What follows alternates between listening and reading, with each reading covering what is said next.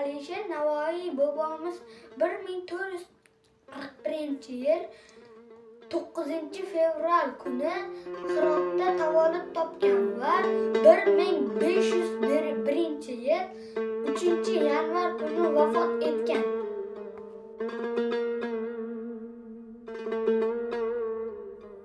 Oruzim yog'och o'zimdan, to'kilur har lahza yosh, bo'ylakim paydo bo'lur, yulduz nihon bo'lg'och quyosh.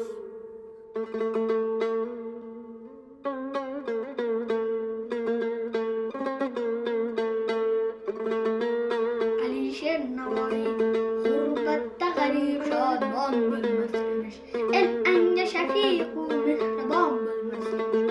Oltin qavach ichra gar qizil gul bitsa, bulbulga tikandek oshyon bo'lmas emish.